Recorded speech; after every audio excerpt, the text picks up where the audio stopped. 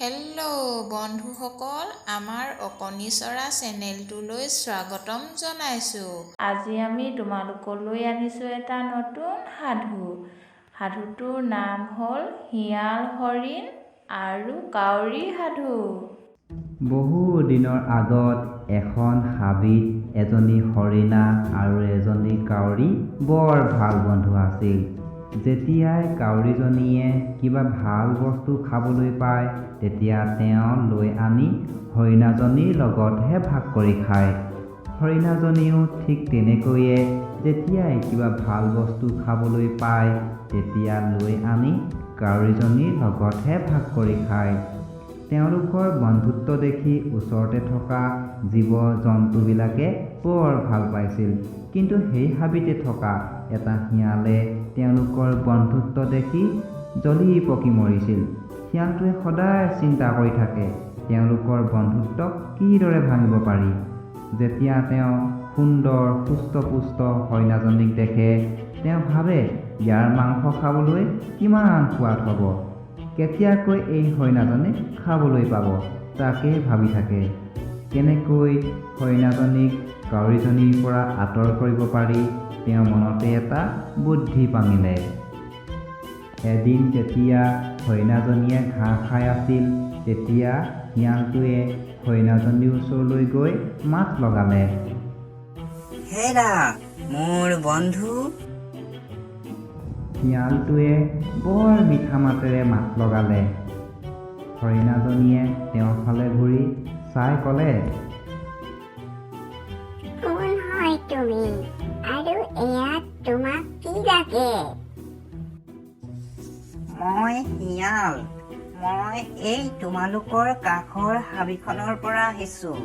সেই হাবিখনত বাঘ, ভালুক, হাতী বহুত আছে।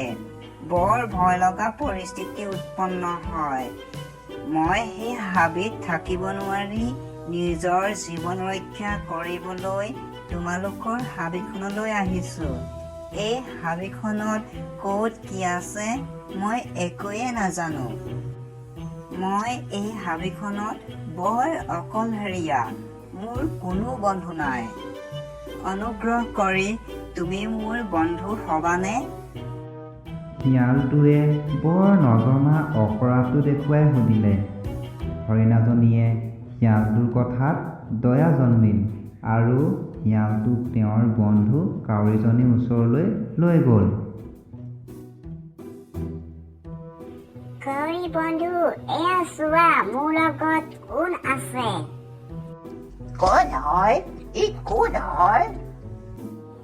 ই শিয়াল। ইয়াৰ কোনো বন্ধু নাই।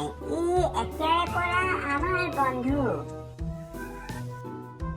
কাউৰীজনীয়ে যেতিয়া শিয়ালটোক দেখিলে তেতিয়া কাউৰীজনীয়ে ক'লে, অচিনাকিৰ সৈতে বন্ধু কৰিব নালাগে আৰু তুমি ইতিমধ্যে বন্ধু কৰিলাই। বন্ধু, যিকোনো অচিনাকিক চকু বন্ধ কৰি বিশ্বাস কৰিব নালাগে। যদি আমি ইয়াক বিশ্বাস কৰো তেতিয়া আমাক বিপদত পেলাই গুচি যাবও পাৰে। কাউৰীজনীয়ে হৰিণাক আগতীয়াকৈ বিপদৰ আগজাননী দিলে। হৰিণাই কিন্তু কাউৰীজনীৰ কথা নুশুনিলে। হৰিণাই ক'লে, মোৰ বন্ধু, আমিওতো বন্ধু হোৱাৰ আগতে অচিনাকিয়ে আছিলো। আমিওতো এজনে আনজনক চিনি পোৱা নাছিলো। তথাপি আমি দুয়ো ভাল বন্ধু। ঠিক সেইধৰণে আমি ইয়াকো বন্ধু বনাব পাৰো দেখোন। যেতিয়া তেওঁ নিজে আমাৰ ওচৰত আহি বন্ধু হ'ব বিচাৰিছে আমি কিদৰে না কৰিব পাৰো? তেওঁ মনতে বৰ দুখ পাব। বন্ধু, শিয়ালক বিশ্বাস কৰিব নোৱাৰি। মই যি কৈছো সেয়া শুনা, নহ'লে ডাঙৰ বিপদত পৰিবা। এইদৰে বহু খঙেৰে কাউৰীজনীয়ে ক'লে। কিন্তু হৰিণাই কাউৰীৰ কথা অলপো নুশুনিলে। হৰিণাই কাউৰীৰ বন্ধুত্ব এৰি শিয়ালটোৰ লগত বন্ধুত্ব কৰি শিয়ালৰ লগত গুচি আহিল। কেইদিনমান তেওঁলোক বৰ মিলাপ্ৰীতিৰে থাকিল। কিছুদিন যোৱাৰ পিছত এদিন শিয়ালে হৰিণাক ক'লে, বন্ধু, আমাৰ হাবিৰ কাষতে বৰ ধুনীয়া গোমধানৰ খেতি এডৰা আছে। মই তোমাক আজি তালৈ লৈ যাম। তুমি সেইবোৰ খাই বৰ ভাল পাবা আৰু পেট ভৰাই খাব পাৰিবা। ঠিক আছে, যাম বাৰু। শিয়ালৰ লোভ লগা কথা শুনি হৰিণাই খেতিৰ শস্যবোৰ খাবলৈ শিয়ালৰ লগত গ'ল। এয়া চোৱা, ইমান ধুনীয়া গোমধানৰ খেতি। যোৱা, তোমাৰ মনৰ ইচ্ছা মতে খাই লোৱা। বাহ, সঁচাই ইমান ধুনীয়া খেতিডৰা, খাই বৰ ভাল লাগিব। হৰিণাই তেনেদৰে ভালেকেইদিন খেতিৰ শস্যসমূহ খাবলৈ গ'ল।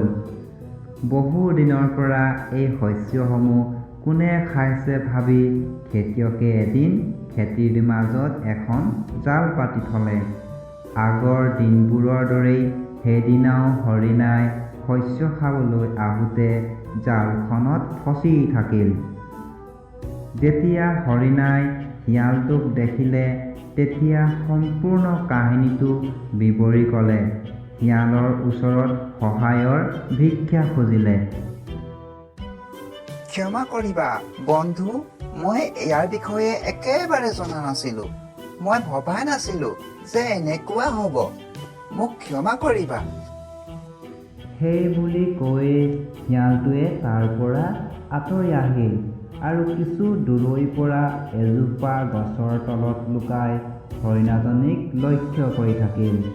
শিয়ালটোৱে ভাবিছিল যে যেতিয়াই কৃষকজনে হৰিণাক ধৰিব তেতিয়া কৃষকে হৰিণাটোক মাৰি পেলাব আৰু তাৰ পিছত আৰামত শিয়ালটোৱে তাৰ মাংস খাবলৈ পাব। কিন্তু সিফালে হৰিণাজনী বৰ দুখত চিন্তা কৰিবলৈ ল'লে। মোৰ তাতকৈ কাউৰী বন্ধুৱে ভাল আছিল। কাউৰী বন্ধুৱে মোক আগজাননী দিছিলেই, কিন্তু মই তাৰ এটা কথাও নুশুনিলো। শিয়ালৰ লগত বন্ধুত্ব কৰাৰ এয়াই ফল পালো মই। সেইদৰে কান্দি কান্দি সন্ধিয়ালৈ তাতে বহি থাকিল। সন্ধিয়ালৈকে যেতিয়া হৰিণাজনীক নেদেখিল তেতিয়া কাউৰীয়ে বিচাৰিবলৈ ওলাল। কাউৰীয়ে ওপৰৰ পৰা দেখিলে যে হৰিণাজনী জালত পৰি ফচি আছে। অতি শীঘ্ৰে তেওঁ হৰিণাজনীৰ কাষলৈ আহিল আৰু হৰিণাজনীক সুধিলে, বন্ধু, ইয়াত কি হৈছিল? তুমি এনেদৰে জালত কেনেকৈ পৰিলা? তেতিয়াই হৰিণাজনীয়ে গোটেই ঘটনাটো কাউৰীজনীৰ আগত বিৱৰি ক'লে। এই সকলো ক্ৰিয়াকৰ্ম যে শিয়ালটোৰ হয় সেই কথা কাউৰীজনীয়ে গম পালে। তেতিয়া কাউৰীজনীয়ে হৰিণাক ক'লে, বন্ধু, তুমি ভয় নকৰিবা। মই যি কৈছো সেয়া তুমি কৰা। তুমি মৰি থকাৰ দৰে অভিনয় কৰা আৰু মই তোমাক মোৰ ঠোঁটেৰে খুটিম। তেতিয়া কৃষকে তোমাক মৰি থকা বুলি ভাবিব আৰু তোমাৰ ওপৰত থকা এই জালখন আঁতৰাই দিব। তুমি তেতিয়াই তৎক্ষণাত জাপ মাৰি পলাই যাবা। সেইদৰেই কাউৰীজনীয়ে এটা বুদ্ধি দিলে। দূৰৈৰ পৰা যেতিয়া শিয়ালটোৱে হৰিণাজনীক দেখিলে তেতিয়া ভাবিলে যে হৰিণাজনী মৰি থাকিল আৰু তাৰ মাংস কাউৰীজনীয়ে খাই আছে। সেই বুলি ভাবিয়েই শিয়ালে দৌৰি হৰিণাজনীৰ ওচৰলৈ আহিবলৈ ধৰিলে। শিয়ালটোৱে ভাবিলে যে আজি তেওঁ হৰিণাৰ মাংস খাবলৈ পাবই। আৰু সেই সময়তে কৃষকজনো সেই ঠাইত আহি পালেহি আৰু আহি দেখে যে তাত হৰিণাজনী মৰি পৰি আছে। যেতিয়াই জালখন হৰিণাজনীৰ ওপৰৰ পৰা উঠাই দিলে তেতিয়া লগে লগে হৰিণাজনী তাৰ পৰা পলাই পতং দিলে। এই সকলোবোৰ দেখি কৃষকজনৰ বৰ খং উঠিল।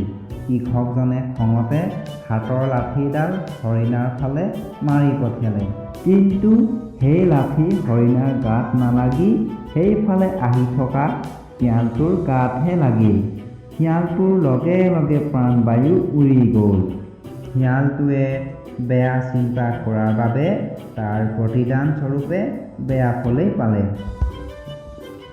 ইফালে কাউৰী আৰু হৰিণা হাবিৰ মাজলৈ গৈ দুয়োটাই পুনৰ ভাল বন্ধু হৈ পৰিল। একেলগে আগৰ দৰে তেওঁলোক দুয়োটাই থাকিবলৈ ল'লে। তেন্তে আমি আজি এই সাধুটোৰ পৰা কি শিকিলোঁ? আমি শিকিলোঁ যে আমি যেতিয়াই আন কাৰোবাক সহায় কৰিবলৈ যাওঁ তেতিয়া বিচাৰ কৰি ল'ব লাগে যে তেওঁ সেই সহায় পোৱাৰ যোগ্য হয় নে নহয়। ভিডিঅ'টো যদি চাই ভাল লাগিল লাইক, শ্বেয়াৰ আৰু ছাবস্ক্ৰাইব কৰি দিবা। ধন্যবাদ।